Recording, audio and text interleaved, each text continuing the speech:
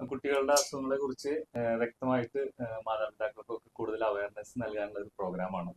അപ്പൊ എല്ലാവർക്കും സ്വാഗതം.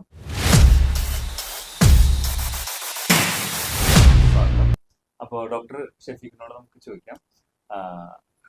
ഡോക്ടറെ, നമുക്ക് ഈ കുട്ടികൾക്ക് എത്ര വയസ്സ് മുതലാണ് കൃത്യമായിട്ട് കുട്ടികൾക്ക് നടക്കാൻ സാധിക്കുക? ശരിക്കും യഥാർത്ഥത്തിൽ കുട്ടികൾ നടക്കുന്ന പ്രായം എന്ന് പറയുന്നത് ഒരു വയസ്സും 3 മാസം കഴിഞ്ഞാൽ യഥാർത്ഥത്തിൽ നടന്നു തുടങ്ങും. പല രക്ഷിതാക്കളും ടെൻഷനിലാണ്, കുട്ടികൾ നടക്കുന്നില്ല. അതിപ്പോൾ പറഞ്ഞു കഴിഞ്ഞാൽ ഇപ്പോൾ കുട്ടികളുടെ ഇടയിൽ കുട്ടികൾ തന്നെ പല രീതിയിലുണ്ടാവാം.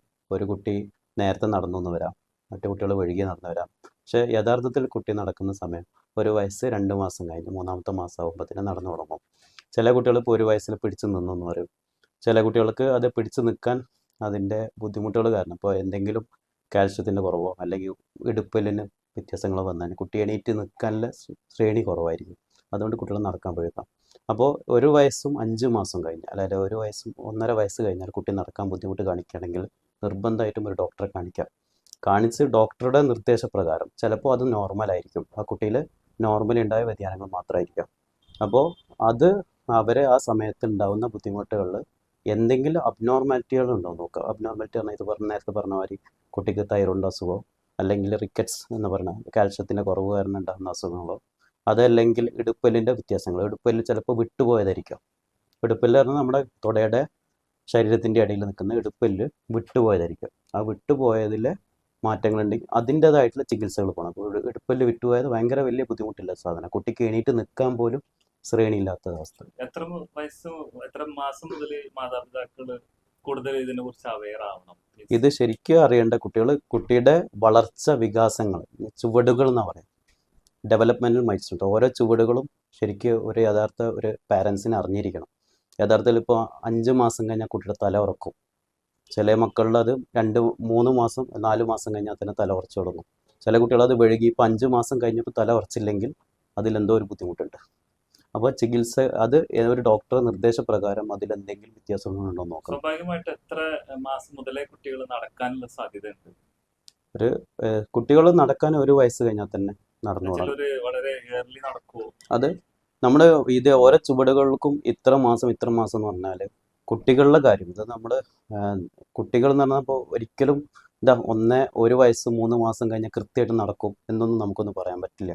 അതിന് ഓരോ കാര്യങ്ങൾ ചുറ്റുപാടുകളോട് നേരാവണം. സറൗണ്ടിങ്സ്, അതപ്പോൾ ഒരു കുട്ടി ഇരിക്കുന്ന സ്ഥലം. അതെ തന്നെ അതുകൊണ്ടാണ് വന്നത്.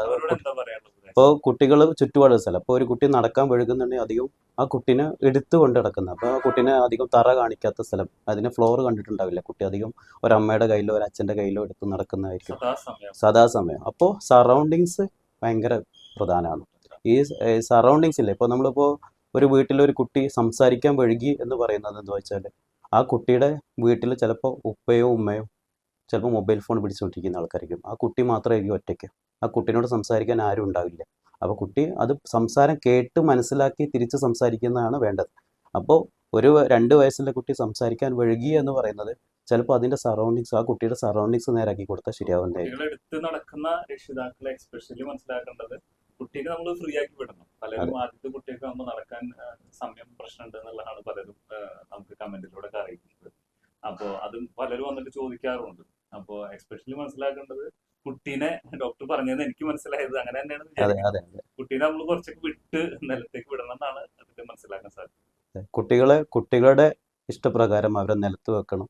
നിലത്ത് വെച്ചാൽ മാത്രമേ അവര് അവരുടേതായിട്ടുള്ള കാര്യങ്ങൾ ചെയ്യാൻ പറ്റും. ഇപ്പോൾ തല ഉറക്കുന്നത് മുതൽ കുട്ടി ഇരിക്കുന്നത്, മുട്ടുകുത്തുന്നത്, പിടിച്ചു നിൽക്കുന്നത്, എണീറ്റ് നിൽക്കുന്നത്, നടക്കാൻ ശ്രമിക്കുന്നത്, ഇതിനെല്ലാം സാഹചര്യങ്ങൾ നമ്മൾ ഒരുക്കി കൊടുക്കണം. കുട്ടീനെ എടുത്ത് നടക്കുന്നതിൽ കുട്ടി ചെയ്യേണ്ട കാര്യങ്ങൾ വഴുകിയെന്ന് വരാം.